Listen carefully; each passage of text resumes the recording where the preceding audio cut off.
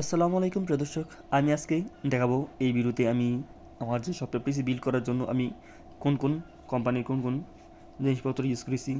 প্রথমে দেখাবো আমার যে প্রসেসর, এটি AMD কোম্পানি Ryzen 7 একটি প্রসেসর, 8 কোর, খুবই ভালো মানের একটি প্রসেসর। এটি বর্তমানে বাংলাদেশের জাতীয় ক্রাশ। এই প্রসেসরটি হচ্ছে গিয়ে আপনার, সেটি হচ্ছে Ryzen 7 5700G 8 কোরের ডেস্কটপ প্রসেসর। তো এরপর যেটি নিয়ে কথা বলবো সেটি হচ্ছে কি মাদারবোর্ড।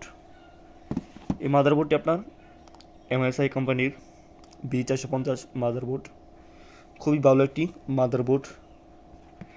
তো এটির ওয়ারেন্টি দেওয়া আছে আপনার, সেটি হচ্ছে গিয়ে প্রায় 3 বছরের, খুবই ভালো মাদারবোর্ড।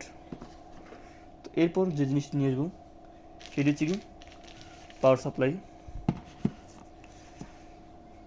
আর এই পাওয়ার সাপ্লাই হচ্ছে আপনার যে কোম্পানি, সেটি পিসি পাওয়ার কোম্পানির, খুবই ভালো একটি পাওয়ার সাপ্লাই।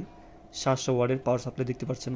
এটি এটি যে ওয়ারেন্টি, সেটিও 1 বছরের ওয়ারেন্টি দেওয়া আছে। এরপর যে দিনে কথা বলবো সেটি হবে গিয়ে যে কিবোর্ড নিয়েছি, সেটিও খুব ভালো। লজিটেক কোম্পানির একটি কিবোর্ড নিয়েছি, এটি প্রায় 1 বছরের ওয়ারেন্টি দেওয়া আছে এই কিবোর্ডটিতে, তো দেখতে পাচ্ছেন। তো এরপর যেটি নিয়েছি সেটি দেখো আপনাদেরকে, যে মাউস হিসেবে আমি কী ব্যবহার করেছি।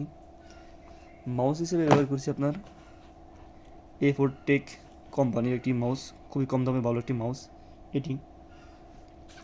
এবং মনিটর হিসেবে আমি ব্যবহার করেছি UNB কোম্পানির একটি মনিটর, খুবই ভালো মানের একটি মনিটর, খুবই সুন্দর। আর কেসিং হিসেবে পাওয়ার ট্রেন কেসিং লাগিয়েছি আমার সফটওয়্যার পিসিতে।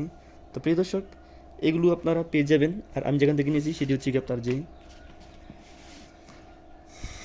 এই যে এই প্রতিষ্ঠান থেকে,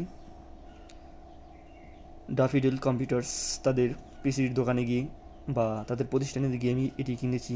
চাইলে আপনারাও এটি কিনতে পারেন।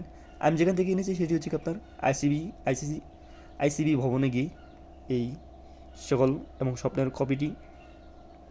স্বপ্নের এই কম্পিউটারটি বিল্ড করেছি, বা পিসিটি যেটি বলুন না কেন। তো প্রিয় দর্শক, এই ছিল আমার স্বপ্নের পিসি বিল্ড করার সকল উপকরণ। ভালো লাগলে প্লিজ সাবস্ক্রাইব করে আমার পাশে দেখবেন। আর যারা আমার এই ভিডিওটি স্পন্সর করতে চান তারা যোগাযোগ করতে পারেন আমার ইমেলের মাধ্যমে। সবাই ভালো থাকবেন, সুস্থ থাকবেন, দেখা হবে নেক্সট কোনো ভিডিওতে। আল্লাহ হাফেজ।